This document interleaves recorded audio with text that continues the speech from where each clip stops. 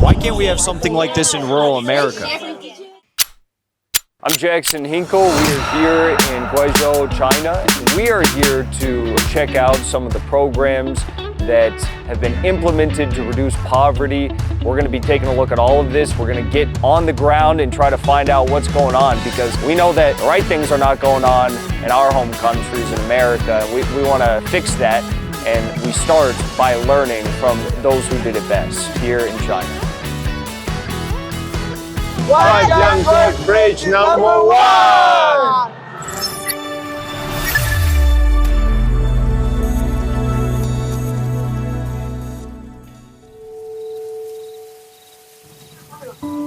It is currently 5 a.m. It's earlier than I usually wake up. Right behind me is a giant bus filled with farmers who are going to be taking their goods, their agricultural products, to the capital city to sell. Let's take a look. We're going to be joining the farmers on the bus. It's going to be quite something.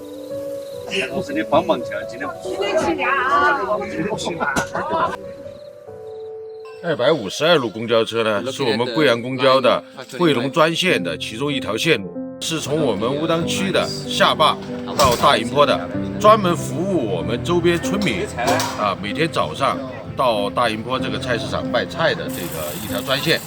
所以大家看见的不光有我们的村民乘客，更多的是我们的村民的这个菜篓里面装的全是刚刚从田间地头采摘下来的新鲜的蔬菜。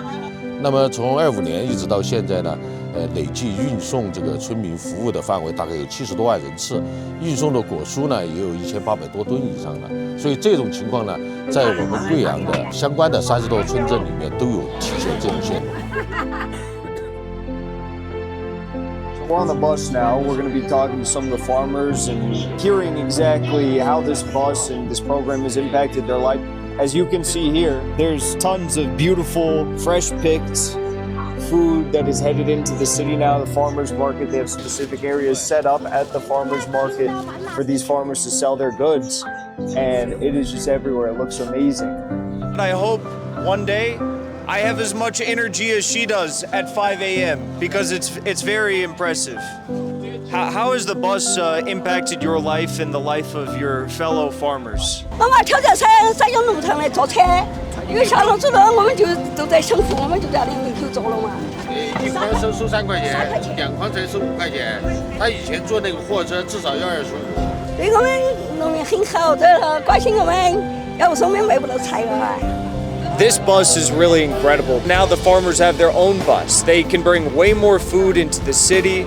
And also, previously, they were either walking all the way into the city, like 20 kilometers, or they were paying 40 yuan to drive into the city and bring their goods there, which was just not an economically viable path for them to sell their goods and a smaller amount of goods. Now they can come in here practically free, and the government's provided this to bring tons and tons of agricultural products to the city every day. It's a beautiful program, and it's provided a lot of opportunities for the farmers here in Guizhou.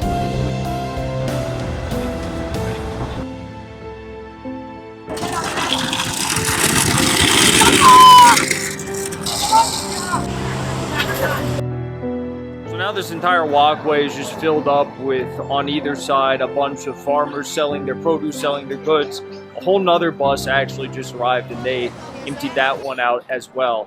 It smells amazing in here. They got so many vegetables I've never even seen before in my whole life. My favorite. Spicy? Yes, it's spicy. And it's a special kind of the vegetable Guizhou. Alright, jargon? Yeah.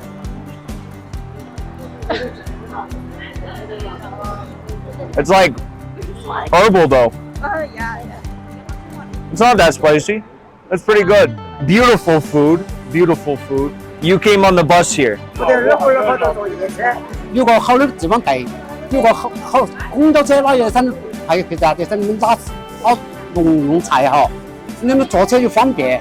Each and every farmer we talk to says the same thing, that the government providing these buses, providing these opportunities for people to sell here when previously they had to pay these crazy rates, has changed their lives. I'm with my comrade Chris Halali here, the Foreign Secretary of the American Communist Party. We're all the way out in China, despite the fact that he's a little injured. He's on crutches at the moment. But you were here all today, this morning. What do you think about this program? We're here in Guizhou and what you're seeing. I came to Huajiang in 2015. Just in 10 years, 11 years now, it's completely changed. I couldn't recognize it. Some streets I recognize, but there's so many new buildings. There's tunnels through the mountains. Unbelievable. Why can't we have something like this in rural America? We have no dedicated cadre. We have no ideology that really binds us as a people and would push somebody to go down. Is this kind of sending down, taking party officials and putting them in the countryside? This is a duty. This is a duty to the nation. It's a duty to the people. When they say serve the people, that's serving the people.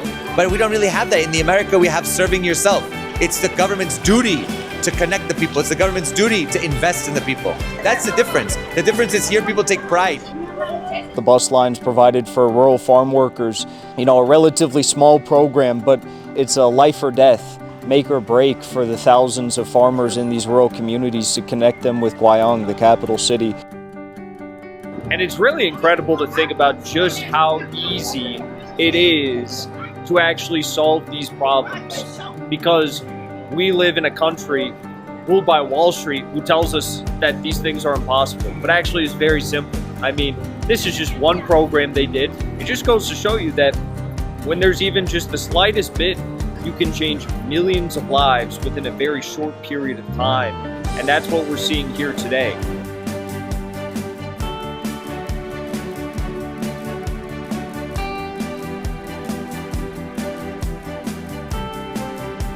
How's it going, everybody? We are here in the Guizhou province of China still. Behind me, you can see the Dafa Bridge. But really, the most incredible thing about where we're at right now is not the bridge. This bridge here is actually named after a man who built a water canal that cascades along the mountains of this region and delivers water to the rural farm workers who live here. Dafa, who built this canal, he was born in 1935. They were living in eternal droughts. They had no water and they couldn't grow anything. They couldn't even grow rice here. They just grew some potatoes and some basic crops like that, but really had no opportunity whatsoever.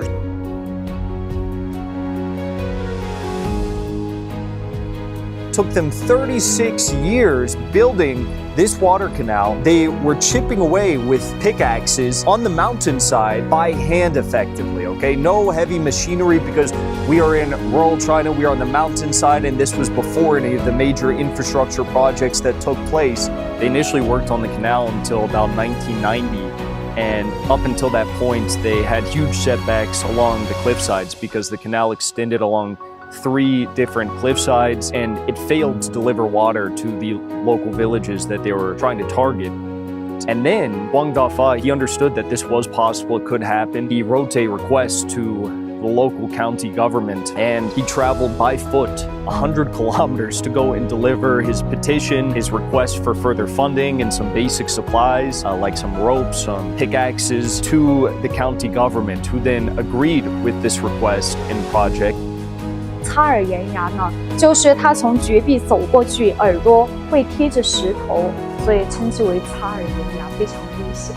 就在关键时刻，已经57岁的黄大发他就毅然地说道：“让我先来。”黄大发呢，他就将绳索拴在他的腰上，从山顶下去200多米，离谷底约300米，就靠这条绳索维系在他的腰上，悬在空中在崖壁上做了标记。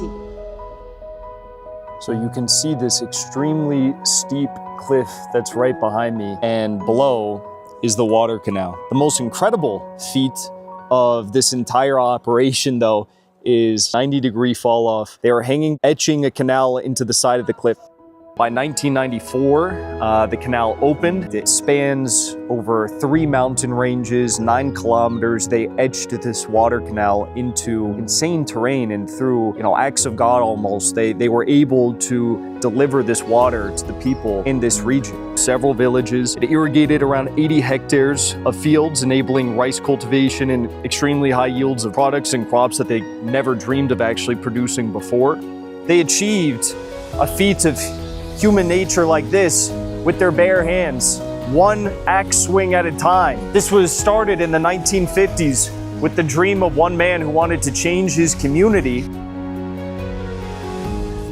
看到你们很高兴，是吧？我们很荣幸看到你们到我们中国来了，对我们的关心和发展，我们很高兴哈。哇，这个带你找个什么哈？哇！我记得是，这个是我们中央总书记给我带的哈。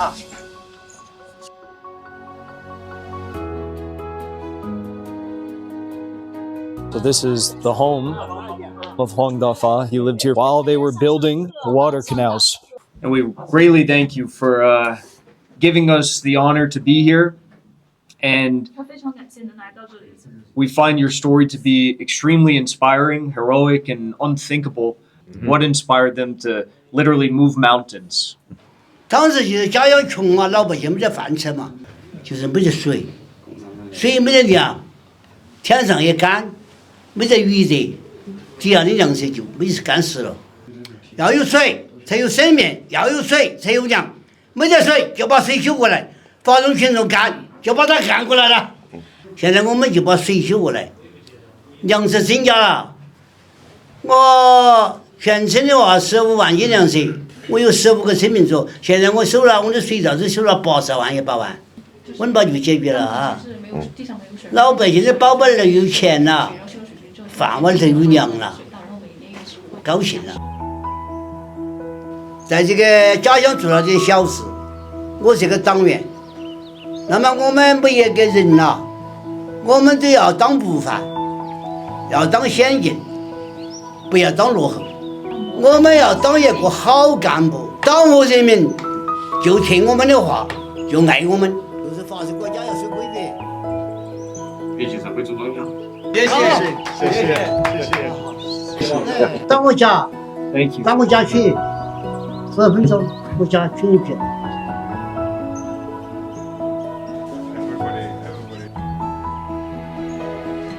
这就是我们的英雄。老总，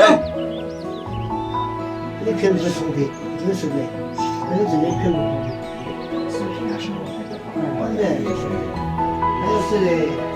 And we got a bunch of tasty food here, as you can see. Every single place, the food's been amazing. You can see we got some pork, we got some maybe beef tongue, got some fish. So all the food that we're trying is local cuisine. Like we learned on the tour in the museum, before they had the water, they could only grow potatoes and corn. Now you can see they've got tons of food here. Livestock, agricultural products, they've got amazing stuff. So we're gonna give it a go. Sausage, some pork, some mushrooms, some greens, and homemade rice. Very good. Now, the entire region has changed, and it helped lift the village and nearby communities out of poverty. And around the same time, they gained electricity here and had modernization with other roads and bridges. This was done by rank and file party cadre, the most disciplined people on the face of the earth that are serving a greater purpose.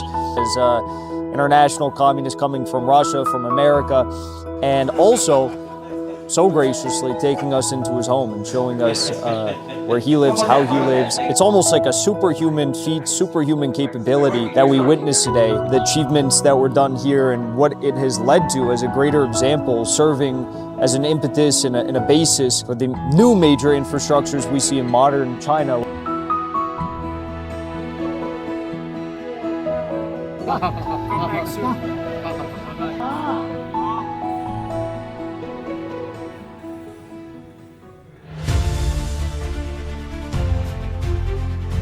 We are here at the tallest bridge in the world. It is the Huajiang Gorge Bridge in Guizhou, China.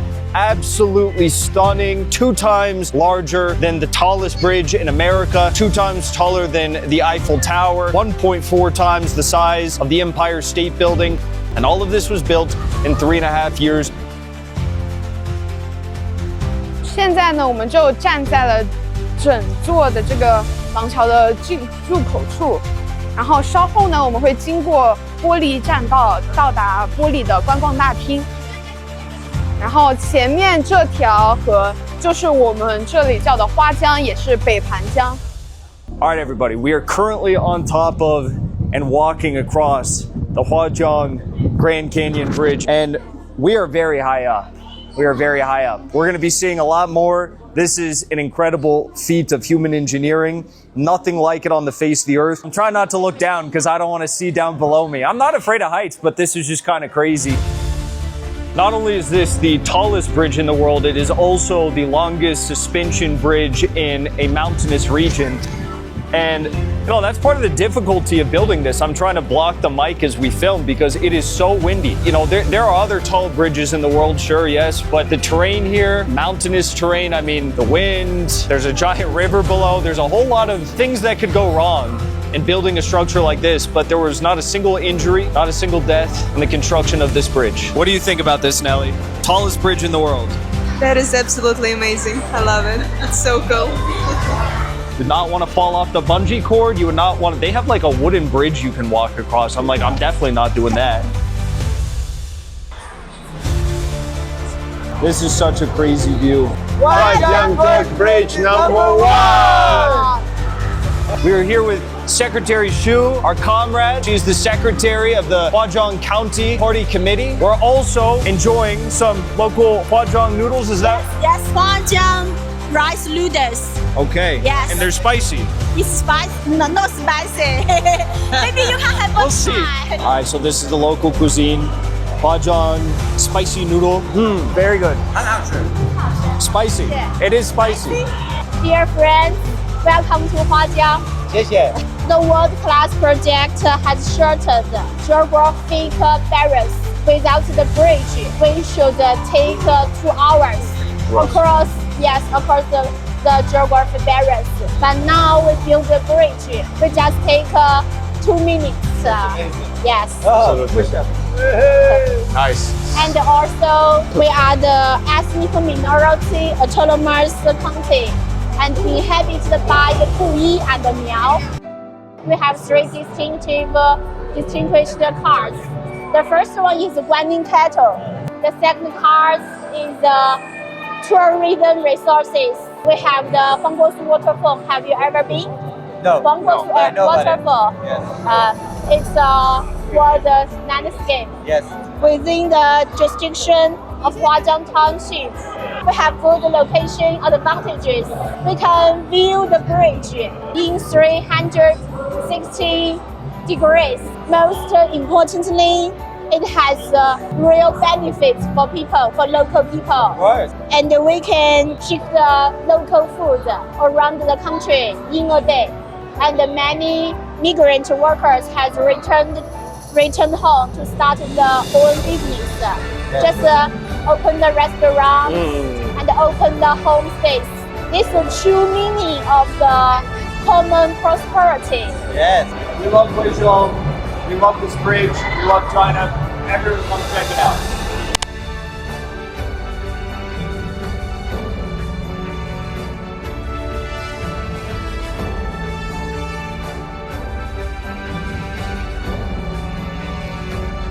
And pretty much everyone, all the expert engineers, they agree that in any other country, this would take like 5 to 10 years to build. In America, maybe 50 years, maybe just it's never gonna get ever built at all. Because starting in the early 2000s, you know, we started this idea of high-speed rail and we spent over $100 billion on it, and there's like not a single mile of high-speed rail that's been built. So maybe just like this stuff never comes to the United States, I don't know. But here, again, 3.5 years. 3.5 years it took them to build this. The Francis Scott Key Bridge in Baltimore, Maryland, which partially collapsed 2 years ago this month, it hasn't even been reconstructed yet. This bridge made it extremely easy for farmers, for rural workers, for migrant workers, for transportation, trade, cargo, livestock transportation, tourists to travel here across this region in Guizhou. We saw it last night. There was a light show that took place. It takes place every night at around 7:30. I can show you a video of it now. It was spectacular. There was like hundreds of people out here watching it. There's a hotel on the other side of the bridge. But it should not be forgotten that 9 of the top 10 largest bridges in the world are here in China. 5 of the top 10 tallest bridges in the world are here in the Guizhou province. And this is all being done to serve the needs of the farmers, the agricultural workers, the migrant workers, and the citizens who live here. It just goes to show that no matter how difficult a task, for however small a population of people, China is willing to do whatever is possible, whatever may not be possible to make life better, to achieve common prosperity for its people.